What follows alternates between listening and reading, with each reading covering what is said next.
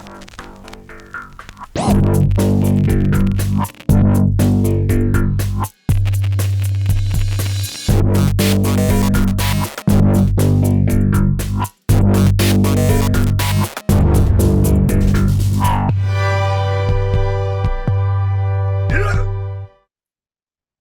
Starfighters. Welcome to Mad Science Films. I'm Jimmy P, filmmaker and sexual astronaut, and as ever, I'm joined by my tender co-host, Tender loving James Morrissey, one half of the Mad Science Films team. So, guys, remember, if you've been enjoying the Mad Science content and want to subscribe to our channel and follow us on Facebook, any comments or suggestions, leave those in the comment section down below. Let's crack on with the show. Noise. Also, guys, please check out our fourth feature film for free over on YouTube. Just search for Little Monster or click on the link in the show notes below.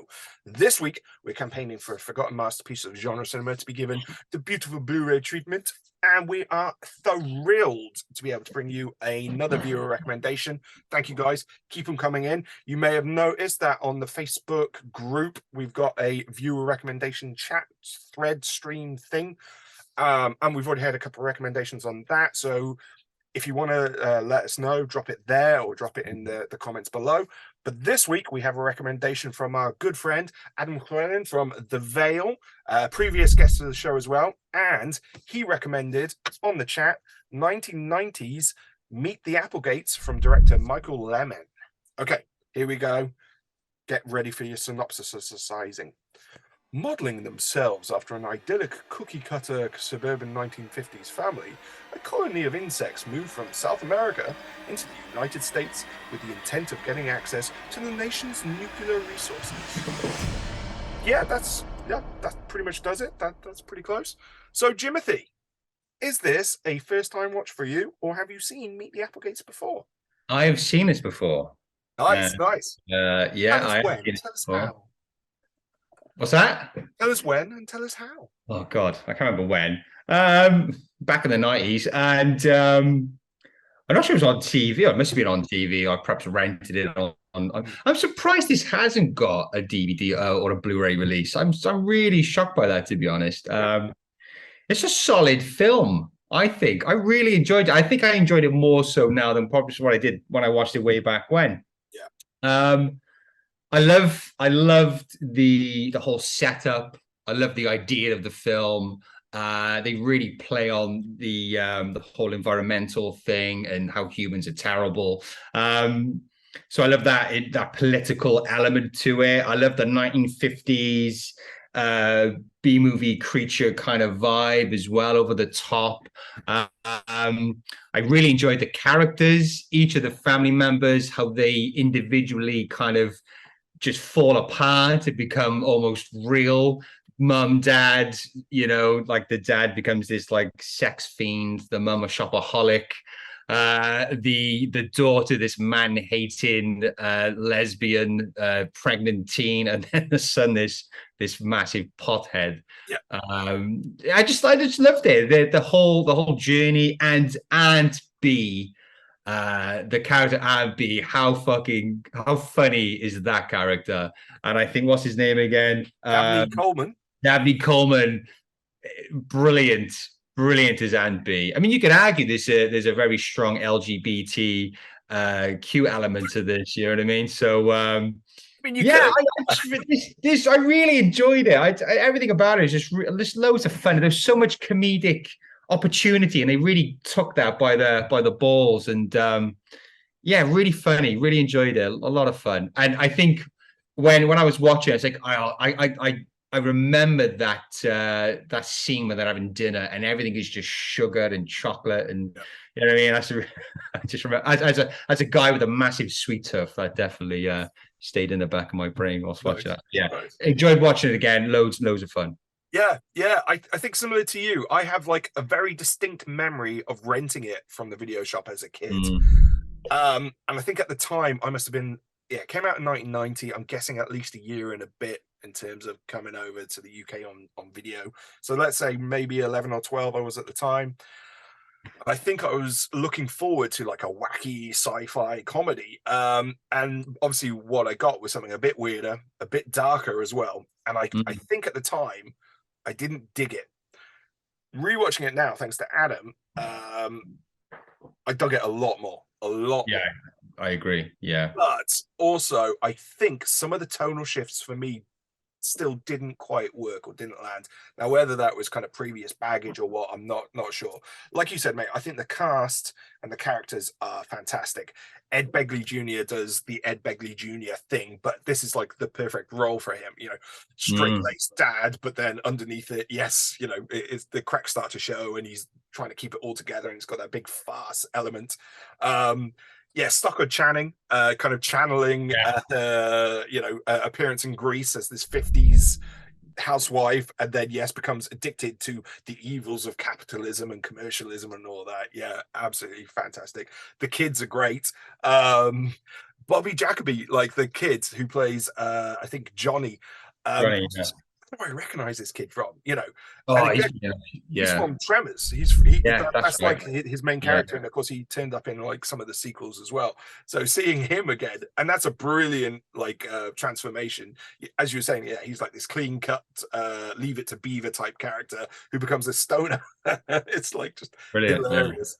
And then yeah, Cammy Cooper as the daughter is absolutely excellent, and you know, straight away she kind of bristles against this suburban patriarchy kind of thing, and then as you say, yeah, it becomes this man-hating lesbian pregnant teen. So yeah It's really well casted, don't you think? it's really well done. Yeah, I think, yeah, like especially the adult characters. Now, I love Dabney Coleman. I just want to have that on the record now.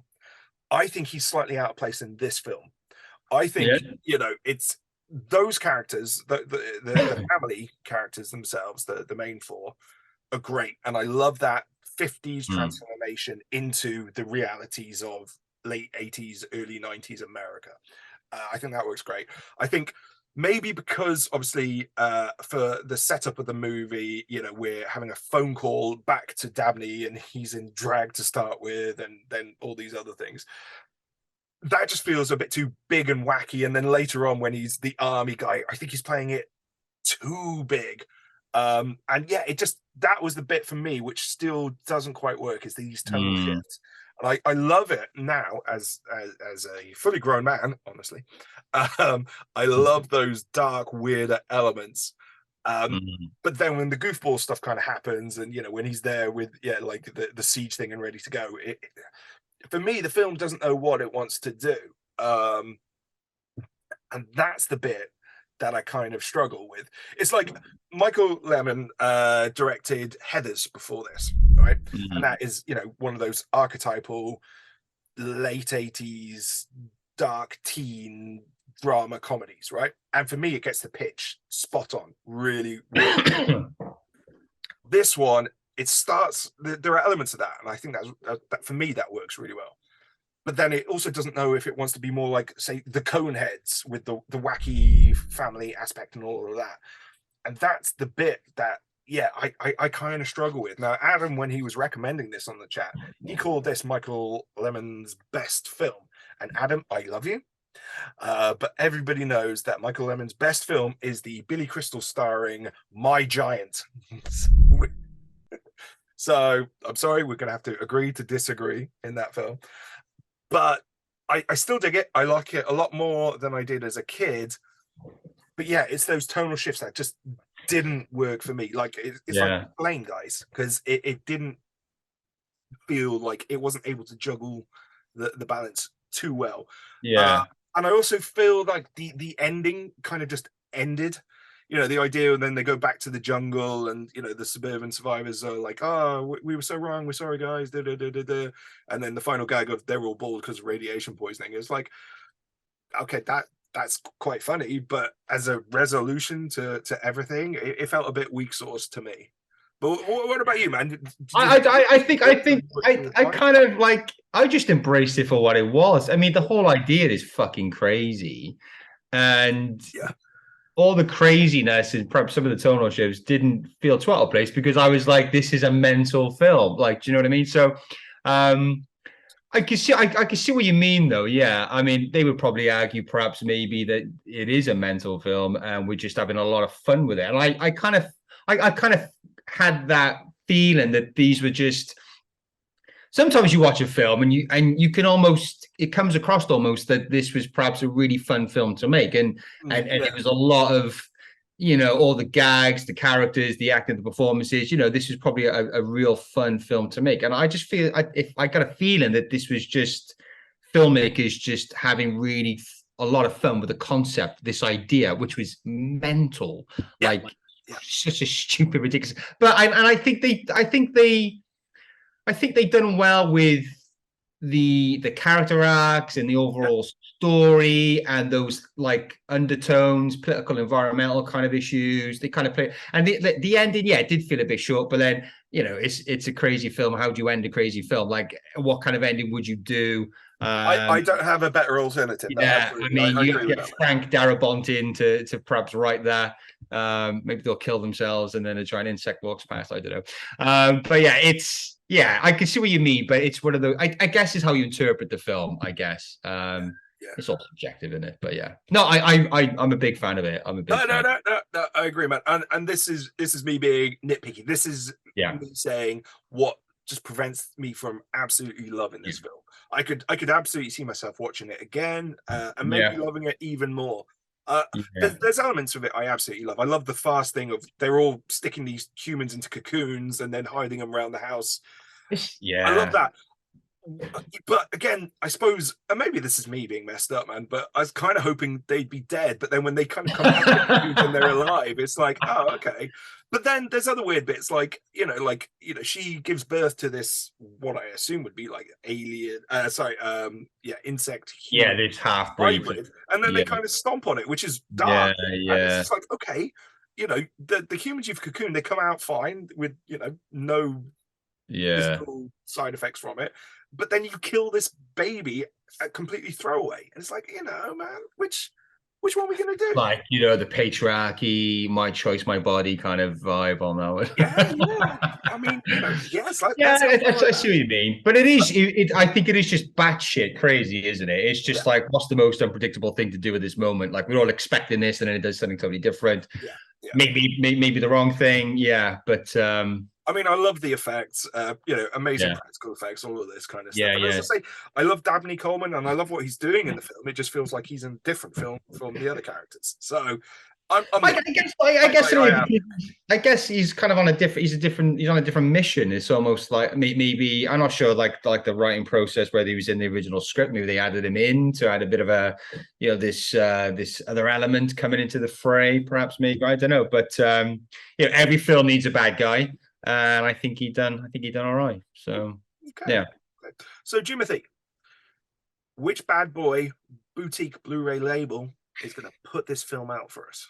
There's a few.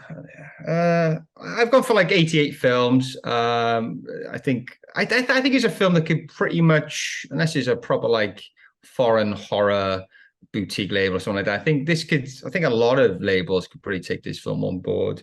But 88 films, I gone for Arrow as well. I think I'd love to see a big release of this. I think it deserves a lot of love, to be honest.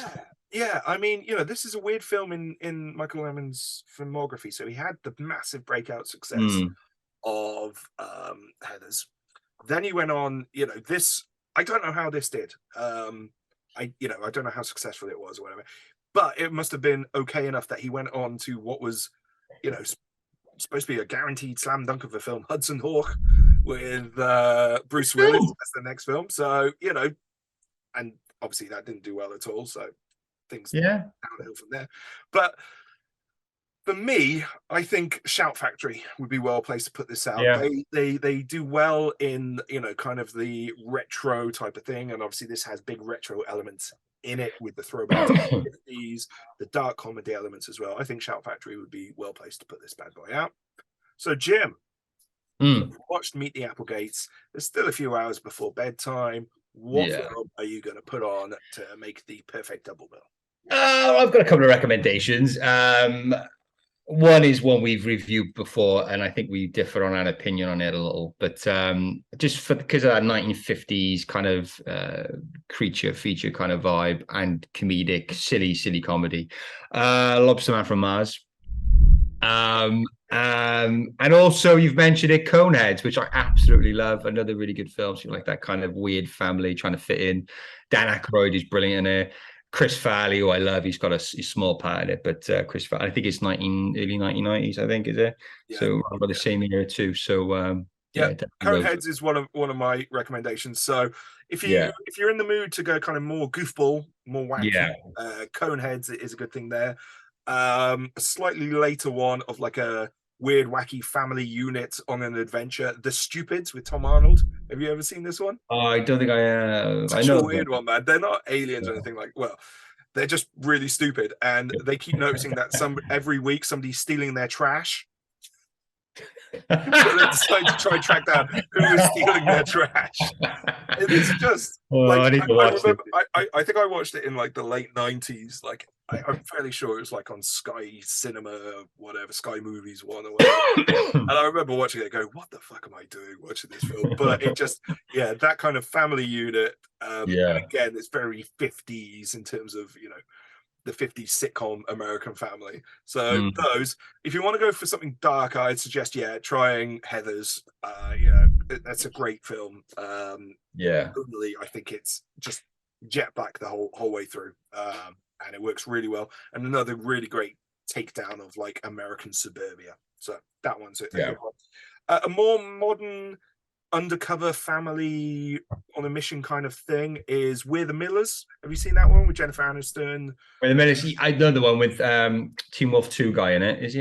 No, not him. It's the guy who looks like him. Who I'm blanking on his name now. He's the guy who plays Ted Lasso nowadays. And that's another fun one of like they're not a family, but they've got to present themselves as a family. So that's a more modern recommendation. I think that would pair nicely with Meet the Applegates. Well, another one, maybe go watch The Burbs, that kind of suburban neighborhood, all weirdness going on. Yeah, comedy, Tom Hanks. Yeah. Good call, man. Good call. Yeah, actually, I think The Burbs, would play really nicely. Yeah. Good call. Righty then, guys. Have you seen Meet the Applegates? What did you guys think of Meet the Applegates? Are there any films that you think would pair nicely with Meet the Applegates? Or are there any films that you think we should check out and campaign for a beautiful Blu-ray release? And Jim, what else can people do? You can. Well, if you do like this video, then please hit the like button on YouTube. And again, if you've been enjoying the Mad Science content and want to subscribe to our channel, come follow us on Facebook. Any comments or suggestions, then leave those in the comment section down below. Thank you and goodbye.